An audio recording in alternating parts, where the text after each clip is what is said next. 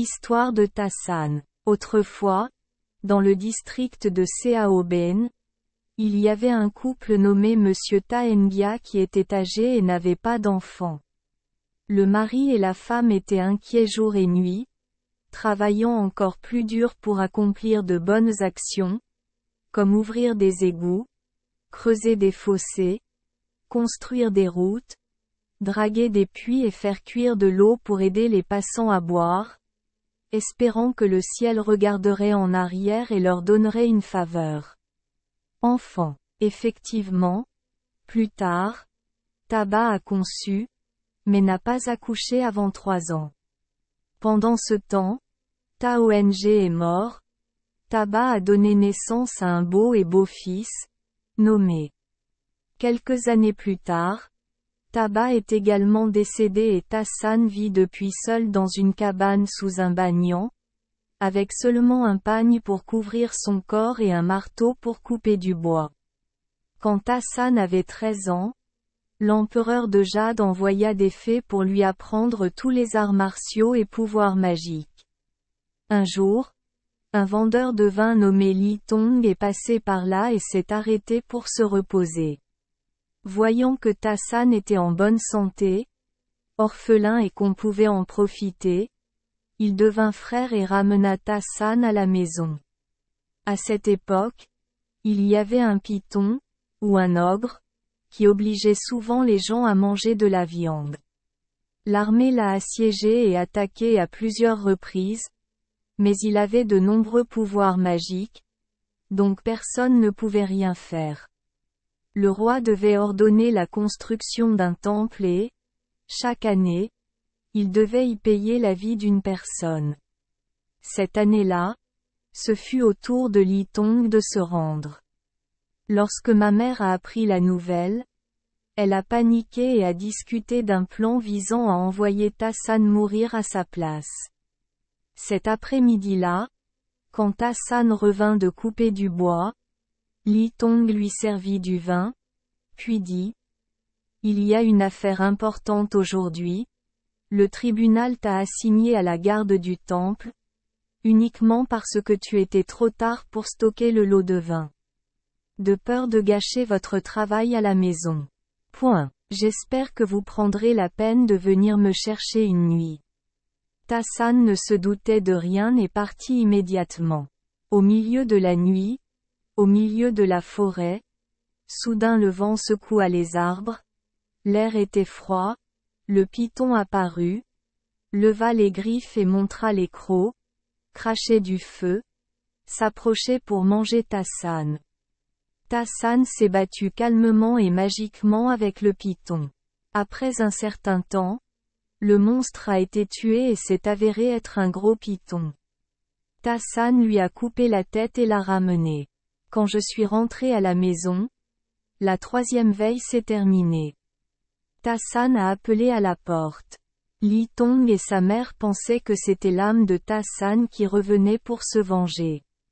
Dans la maison, la mère et le fils continuaient de s'incliner et de prier. Tassan a compris que les intentions des 2 personnes étaient de le conduire délibérément à la mort, mais San était doux, pas en colère, et a joyeusement raconté l'histoire du meurtre de Python à Li Tong et à sa mère. Après avoir entendu cela, Li Tong a élaboré un plan sinistre. Cela menaçait Tassan que Python Tin ait été gardé par le roi pendant longtemps et que s'il le tuait maintenant, il serait certainement condamné à mort. Puis il conseilla à Tassan de s'enfuir, le laissant chez lui pour trouver un moyen de retourner dans son ancien village près du Banyan. Quant à Li Tong, il parcourait la capitale nuit et jour, selon le roi. Il parvint à éliminer le python et il fut nommé amiral par le roi. À cette époque, la fille du roi voulait choisir un beau mari et envoyait des messages à travers le peuple, envoyant des messages au pays, mais ne pouvait pas choisir qui lui plaisait. Un jour, la princesse se promenait dans le jardin fleuri quand soudain un gobelin aigle fondit sur lui et le vola. Par hasard, L'aigle a survolé le banyan où Ta-San était assis distraitement sous l'arbre. Ta-San a vu cela et a immédiatement tiré un coup de feu à travers son arc et ses flèches, touchant l'aile. Mais l'aigle a retiré la flèche et a continué à s'envoler. Ta-San a suivi la trace de sang rouge et a vu l'aigle ramper dans une grotte très solide. Il marqua l'entrée de la grotte et revint. Lorsqu'il apprit que la princesse avait été volée par un monstre et qu'elle avait disparu, le roi eut le cœur brisé et ordonna à Li Tong de la chercher, promettant de l'épouser et de lui transmettre le trône lorsqu'il la retrouverait.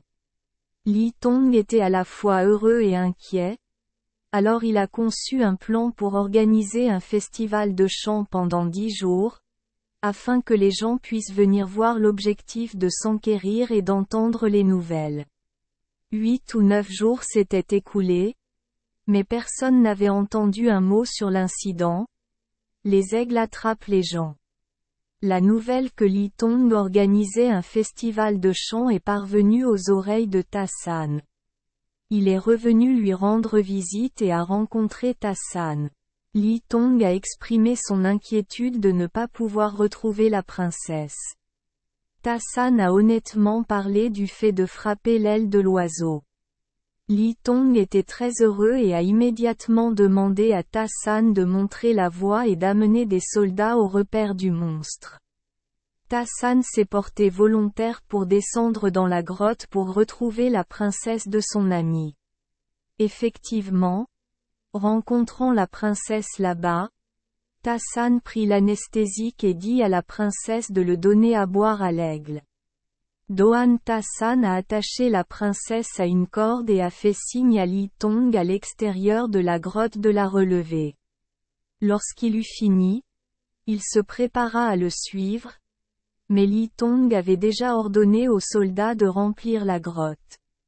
Pendant ce temps, l'aigle se réveilla. Voyant la perte de la princesse, il rugit de colère, faisant trembler bruyamment la falaise. Mais Ta-San a utilisé la magie pour le combattre. À la fin l'aigle a été tué. Ta-San a cherché à tâtons une issue, s'est rendu à un endroit, il a vu une cage de fer contenant un garçon. Il s'est avéré qu'il était le prince héritier, fils du roi Thuit, emprisonné par l'aigle depuis près d'1 an. Ta-San a utilisé un arc doré pour abattre la cage de fer et sauver le prince héritier. Le prince héritier a invité Ta-San à revenir à l'aquarium afin que son père puisse lui rendre sa faveur.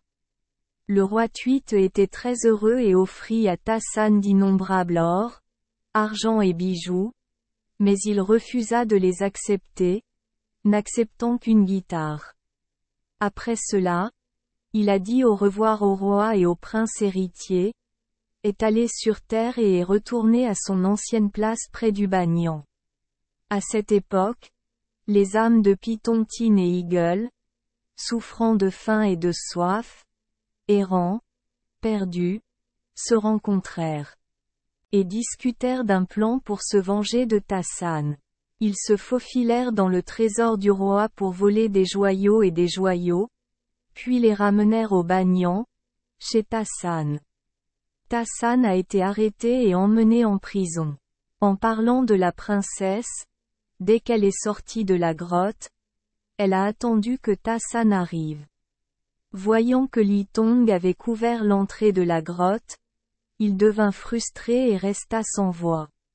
Lorsqu'elle revint au palais, personne ne lui demanda rien et elle ne dit rien. Le triste roi ordonna à Li Tong d'installer un autel de prière, mais l'autel était debout depuis 1 mois et la princesse ne pouvait toujours pas parler. Juste à temps pour que Ta-San soit arrêté et remis à Li Tong pour jugement, Li Tong a décidé de le tuer pour éviter de futurs soucis. Assis en prison, Ta-San, triste et amoureux, a sorti l'instrument pour jouer. De façon inattendue, cet instrument était un instrument divin. Où que vous jouiez, la harpe vous racontera clairement l'histoire, elle dénoncera le crime de Li Tong, Elle se plaindra de l'indifférence de la princesse. Il crie, il gémit, il fredonne ton sur ton. La princesse s'est assise à l'étage, entendant le son du luth et a soudainement applaudi, ri et a demandé à son père, le roi, d'appeler quelqu'un pour jouer du luth. Le roi a demandé à Ta San de raconter au roi l'histoire de l'époque où ses parents, apprenant la magie des fées, se liant d'amitié avec Li Tong, coupant un python, tirant sur un aigle, sauvèrent la princesse et bloquèrent l'entrée de la grotte. Quand il a sauvé le fils du roi, quand il a été faussement accusé par un esprit démoniaque. Le roi ordonna immédiatement l'emprisonnement de Li Tong et de sa mère et donna à Ta San les pleins pouvoirs pour décider.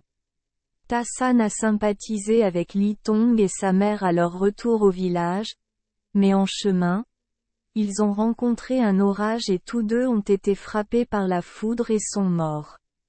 Ensuite, le roi a laissé Ta San épouser la princesse. La nouvelle s'est répandue. Le prince héritier de 18 pays vassaux en voulait auparavant d'avoir été abandonné par la princesse. Maintenant le roi a épousé un pauvre homme aux vêtements déchirés et a immédiatement levé son armée. Le cheval est venu s'enquérir du crime. Le roi a envoyé Ta San pour vaincre l'ennemi. Lors des combats, Ta San sortait sa guitare pour jouer. Le son de l'instrument, lorsqu'il était joué et ramassé, était inhabituellement chaleureux, rendant les soldats ennemis émus. Certains se sentaient désolés pour leurs enfants, aimaient leurs femmes, certains manquaient à leur patrie, plus personne ne pensait au combat. Les princes des 18 pays vassaux furent effrayés et se rendirent rapidement. Ta San leur prépara une petite portion de riz à manger, mais ils ne purent la finir. Ils étaient encore plus convaincus que Ta San baissait la tête et se ramenait au pays. Le roi organisa immédiatement une cérémonie pour céder le trône à Ta San. Lorsqu'il monta sur le trône, la première tâche de Ta San fut de régler les impôts, de libérer les prisonniers et d'encourager tous les gens à se lancer dans l'agriculture. Depuis, les gens peuvent vivre en paix et avoir un foyer prospère et heureux. Merci les enfants des Esperluette Croisillon 39. Avoir écouté des contes de fées au jour Esperluette Croisillon 39. 8. Espérons que les histoires apporteront aux enfants des moments heureux et significatifs. Si vous aimez notre chaîne, veuillez appuyer sur le bouton S Esperluette Croisillon 39. Abonnez, pour ne manquer aucune histoire intéressante. Je vous souhaite une bonne nuit de sommeil et de beaux rêves. Rendez-vous dans la prochaine histoire.